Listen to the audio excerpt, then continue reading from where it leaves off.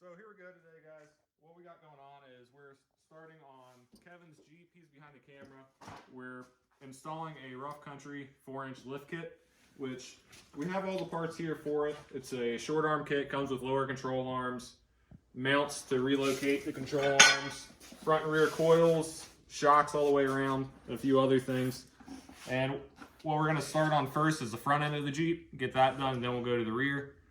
We already got the front end lifted up in the air, got the tires off of it, and we'll show you what we're working with. Okay, so we got the front end tore apart on the Jeep, and we actually ran into a little bit of an issue, but I got a plan already. If you look down at the axle, our big issue is the spring perches have rotted right away. There's nothing there to center your spring. If you set your coil spring up on there, it can slide right out of place. No bueno, we can't work with that.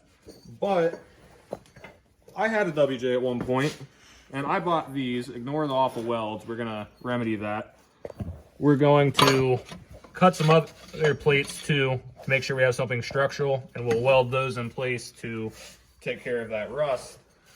One of the other things that's kind of neat when you have your axle drop down, when you start disconnecting stuff, you can kind of tell what's hanging you up in suspension travel. When we first took it loose, the shock was our first big thing that was holding up down travel. Once we dropped the shock, the thing dropped like another 2 inches. And then the sway bar, it dropped like another inch, inch and a half. And now what we actually have it bound up on is the stock control arms. The stock control arms, they're hitting, so it won't travel down any further. This aftermarket tubular ones, they'll allow it to travel a little more. Being it's a short arm though, it's gonna change your center line of your axle a lot when you start flexing out, but it will perform better than the stock arms. And then over here on the passenger side, this is the one that your track bar mounts to also, so we wanna make sure this one's nice and solid. I've had issues with a track bar bolt hole wallering out on my Jeep I used to have, and that caused death wobble. Surprisingly, this one hasn't had it, but the top of the spring perch is just as far gone as the other. Some of the sheet metal in there that holds the track bar is starting to get a little weak too, so we're going to cut that out and replace it with some fresh plate. Okay, so went and found some metal to use. This is old frame rail from a motorhome. I think that should be plenty strong enough to use as some mounts for some spring perches. So now I got to walk all the way back to where the light is over there with this stuff. So it's too muddy to get a car or a two-wheel drive truck back here. This is going to be fun. So making a little bit of progress on the Jeep. Had to have Kevin's girl come over and weld up his spring perches for him. Professional welder with unprofessional tools, thought we would let her go at it. Welding rods are bad and that welder is done for, but made a template, cut out these plates to go on top of the axles. And then I had these laying around when I had my WJ, so I thought I might have needed them and didn't. So got these re-welded and they'll get welded right on top there for the springs. Hopefully we won't have any issues with these. Okay, so we got the spring perches welded on. I know the welds are ugly, but they should hold for the time being. Control arm drop brackets are in along with the tubular lowers. We got the driver's side coil in and shock in. So now we're going to move on to doing the passenger side. Got a cheap set of coil spring compressors to help get that in there because it's significantly taller than the factory one, and the axle barely drops down enough to get them in. Once we get the springs in, we'll go ahead and hook up the sway bar links and get the front end buttoned up so we can move on to the rear. Okay guys, so we actually found ourselves a stopping point for the night, stopping point for the weekend in all reality. We got pretty much the whole front of the suspension lift done. Our big issue was dealing with those spring perches. Those tied us up, ate up a lot of our time. And the few things that we didn't get quite finished on it is, the big thing is we didn't get our drop pitman arm on. We rented a pitman arm puller, and you can tell we put a decent amount of force on that. It wasn't having it. That pitman arm wasn't coming off. Even bent our cheater pipe a little bit trying to get it to pop loose, and it would not. But we're getting ready to go ahead and throw the front tires back on this because Kevin has to go to work tomorrow. And if you've already assumed, you assumed correctly, there is not a rear lift on this right now. So he's going to be driving a 4-inch squatted Jeep for a week until we can get back on this and finish it, get that pitman arm on, and get the rear springs and everything in. So let's get to it.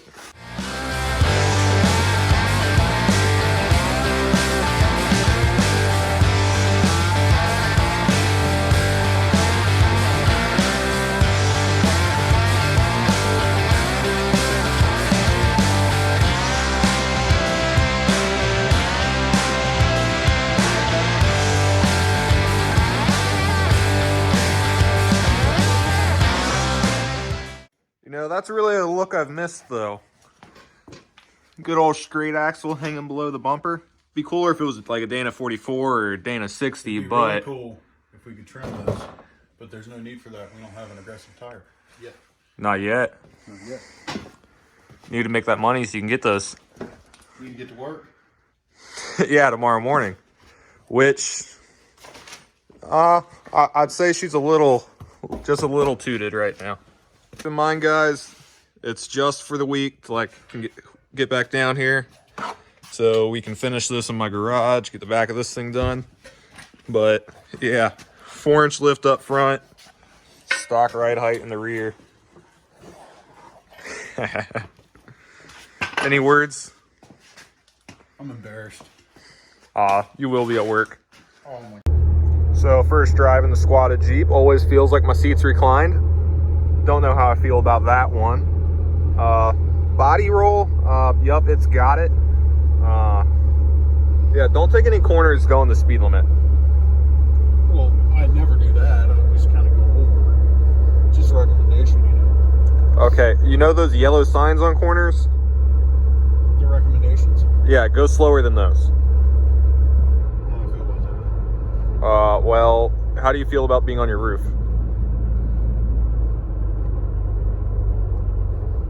It's a Jeep thing.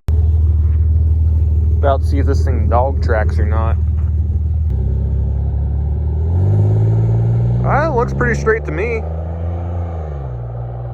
I might be walking now. Dude, your rear end is like 3 inches to the side of your front end. No, I'm just kidding. It's good. Okay, so it's another weekend of working on the Jeep. And haven't been filming a whole lot, just trying to get stuff knocked out. Had some friends over, so just got busy working and didn't get a chance to film too much. We got brand new control arms in the rear, just OE replacements. Got a spacer installed for the upper control arm in the rear. Got our 4-inch lift springs in and just about done getting our shocks in. Got the shock in on the other side. This side we started to get in, but the old bolt broke and we needed the nut off of it. So we ended up welding a nut onto the bolt, what was left of it, so we could get that nut unscrewed from that stud so we can finally bolt in that shock. Things that happen when you're working with Murphy's Law.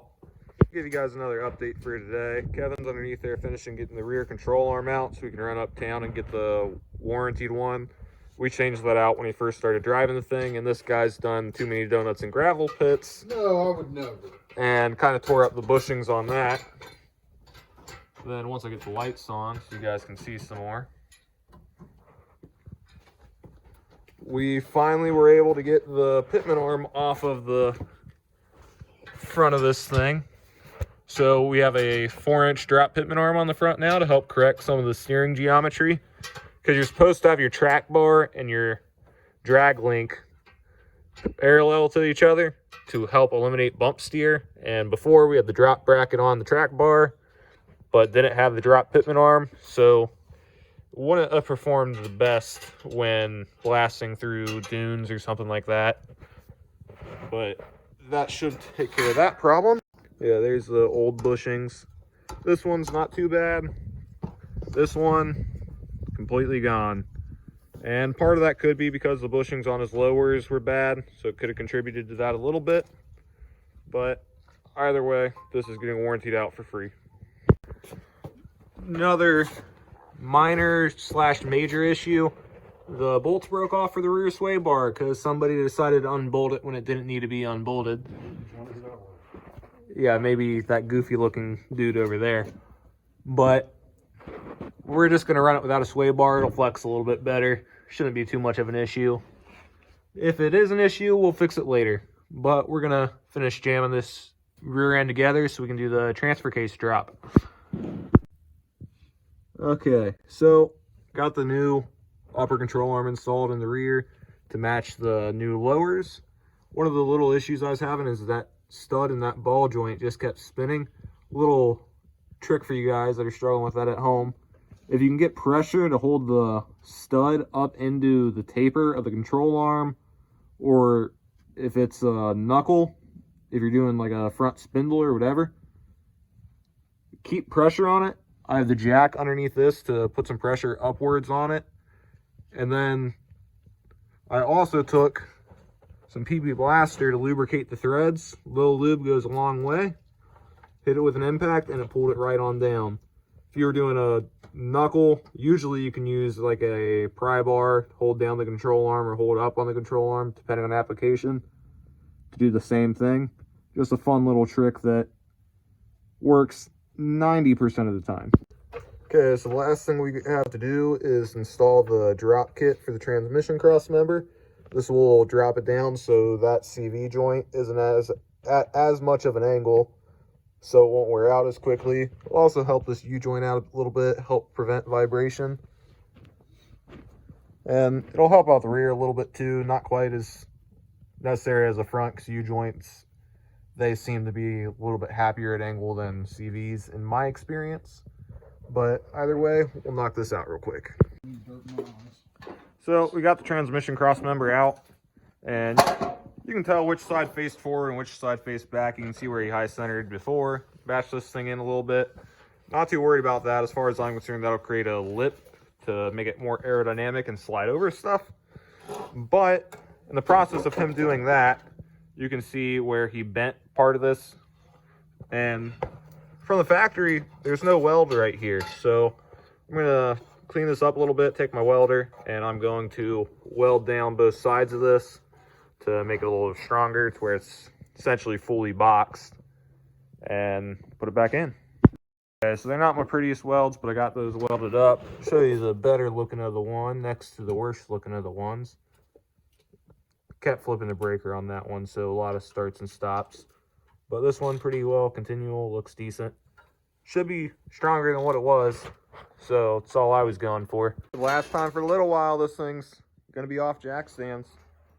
Lift kit's done, transmission drops in, all new control arms in the rear, new lowers up front, 4-inch springs all the way around, along with 4-inch shocks.